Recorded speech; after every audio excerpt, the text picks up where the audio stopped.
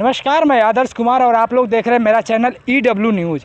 चंद्रशेखर आज़ाद ने अभी 2 दिन पहले एक पोस्ट किया है कि ना तो मैं लेफ़्ट बनूंगा ना तो मैं राइट बनूंगा।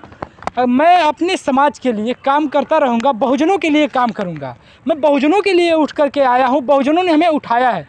कुछ लब्बो लुआब कुछ इसी तरह से उनकी भाषा थी जो कि साफ साफ इंडिकेट दे रहा था कि ना मैं लेफ़्ट का रहूँगा ना मैं राइट का रहूँगा। आज मैं चंद्रशेखर आज़ाद पे बात करने वाला हूँ। उनकी करियर के जो लोकसभा चुनाव जीतने के बाद से एक नगीना के सांसद, नवनिर्वाचित सांसद बने हैं, उसके बाद से उनकी जो जर्नी है लगातार हम देख रहे हैं। भारत की राजनीति में 2 ही लोग हैं, एक चंद्रशेखर आज़ाद हैं और एक राहुल गांधी, जो दोनों लोग लगातार रुक नहीं रहे हैं। लेकिन हम बात करेंगे इस वीडियो में चंद्रशेखर आज़ाद पे, जो चुनाव जीतने के बाद से लगातार एक तरह से देखा जा रहा है कि अपनी लगातार ज़मीनी पकड़ बना रहे हैं, ज़मीन पे उतर गए हैं, एक तरह से कमर कस दिए हैं।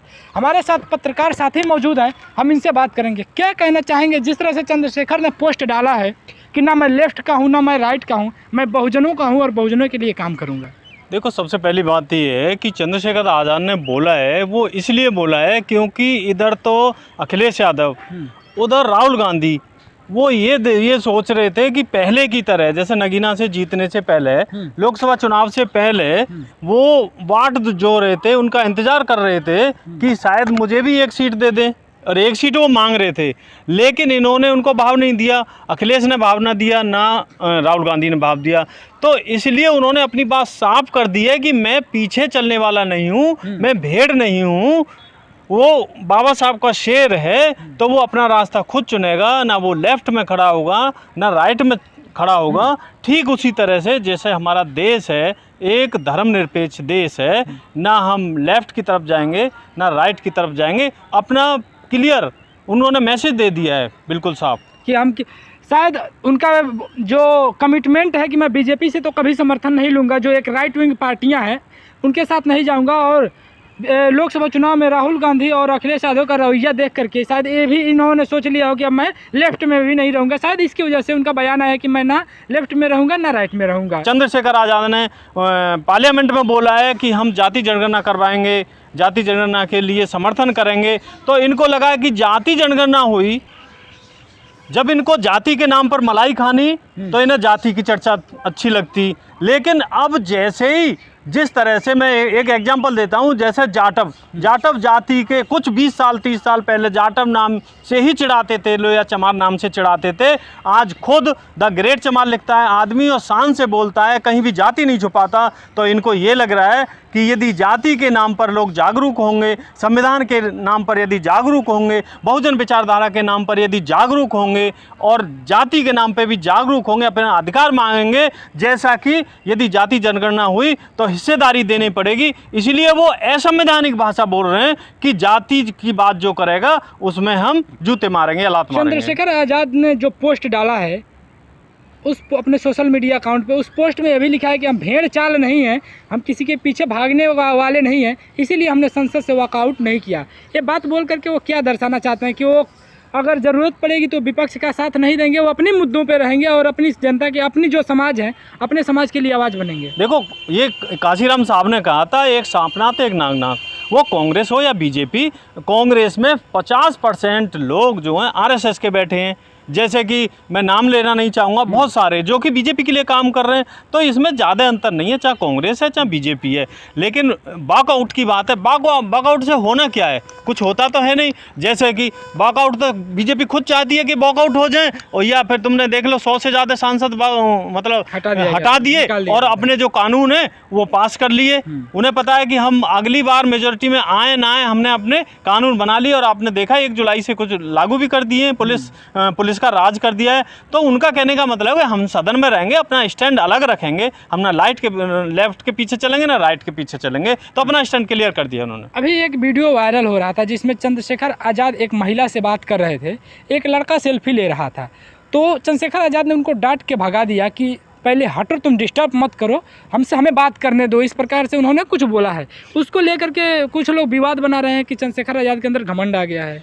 देखो, जिस तरह से कांग्रेस में आरएसएस के लोग हैं, इसी तरह से कांग्रेस एक ऐसा संगठन है जो हर जगह अपने लोगों को रखता है वो, क्योंकि वो कुछ लोग भीम आर्मी चीफ आज़ाद चंद्रशेखर आज़ाद के साथ भी होंगे, उनसे उन्हें सावधान रहना है। अब उस कंट्रोवर्सी की बात मैं बता देता हूँ। कोई आदमी सेल्फी ले रहा है, कोई किसी से बात कर रहा है, तो पहले बात ज़रूरी है, सेल्फी तो बाद में भी लिया जा सकती है, लेकिन जो कंट्रोवर्सी बना रहे हैं वो इसलिए बना रहे हैं। मैंने भी सुना है कुछ लोग ये कह रहे हैं कि जी वो बहुजनों का नेता क्या बहुजनों के लिए टाइम ही नहीं दे रहा, सेल्फी नहीं दे रहा या इंटरव्यू नहीं दे रहा। तो मेरा कहने का मतलब कि आप बहुजन हैं, आप अपना मोबाइल उठाइए, अपनी बात खुद कहिए, अपने विचार प्रकट करिए।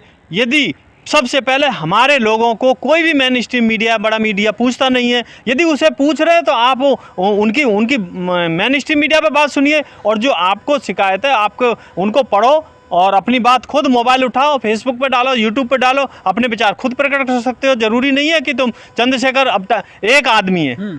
अब देखो जैसे हमारी बहन जी मायावती हैं, वो तो ANI को इंटरव्यू देती हैं, वो किसी को नहीं देती। कम से कम वो मिल तो रहे हैं, चंद्रशेखर आज़ाद मिल तो रहे हैं, अपनी बात तो कह रहे हैं, हर जगह घूम रहे हैं। लेकिन मायावती मैं कटाक्ष नहीं करूंगा, लेकिन ANI जो पेड एजेंसी है, मैं एक बहन जी को सलाह देना चाहूँगा कि पेड एजेंसी जो बिना पैसे लिए एक क्लिप नहीं देती, एक अपना इंटरव्यू नहीं देती, उसको वो बाइट देने का कोई फ़ायदा नहीं, कोई मतलब नहीं है। जो बहुजन समाज के लोग हैं मायावती से उतना कनेक्ट नहीं कर पाते हैं, क्या कारण हो सकता है? चंद्रशेखर आज़ाद से ज़्यादा कनेक्ट कर पा रहे हैं क्या? ज़मीन पर रहने की वजह से हो रहा है क्या? देखो, हम बहुजन समाज लड़ने वाला समाज है। लड़ने वाले समाज के लिए एक लड़ने वाला सेनापति चाहिए। यदि कोई आदमी चाहे तो एज के हिसाब से, चाहे वो अपनी कोई भी मजबूरी रही हो, यदि फ्रंट फुट पे खेल रहा है और एक है बैक फुट पे खेल रहा है, तो फ्रंट फुट पे खेलने वाले के साथ बहुजन समाज रहेगा, क्योंकि ये लड़ने वाले लोग हैं और जीतने वाले लोग हैं। और आज की डेट में बहन जी बैक फुट पे खेल रही हैं और चंद्रशेखर फ्रंट फुट पे खेल रहा है, और वो जहाँ भी एट्रोसिटी होती है वहाँ जाते, इसलिए ये कारण है कि बहुजन लोग उनके साथ खड़े हैं। हरियाणा में चुनाव होने वाले हैं। हरियाणा में जो एक PDA उत्तर प्रदेश में बना था, पिछड़ा दलित आदिवासी करके, उसी तरह से बहन मायावती जो आकाश आनंद, अभी उनको फिर से कमान दी गई हरियाणा में, वो एक PDM बना रहे हैं, पिछड़ा दलित और मुस्लिम करके, ऐसा कुछ उन्होंने PDM करके एक बनाया है। 3-4 पार्टियों को मिला करके PDM के नाम पे चुनाव लड़ेंगे।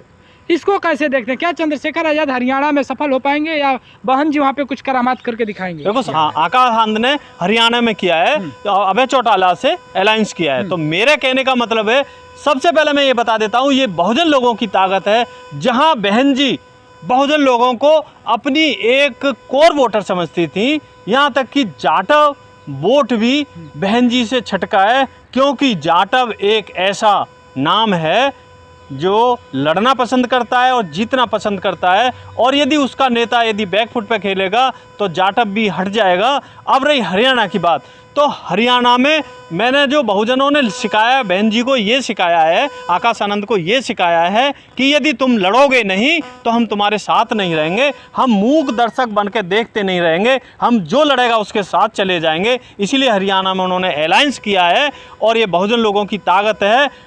और हो सकता है कि जैसे बहन जी ये कहती थी हम अकेला चलेंगे, उस नीति को छोड़ के उन्होंने किया है कि हम अलायंस की राजनीति करेंगे। हरियाणा में चंद्रशेखर आज़ाद की पार्टी भी लड़ेगी, BSP भी लड़ेगी, किसको फायदा पहुंचेगा?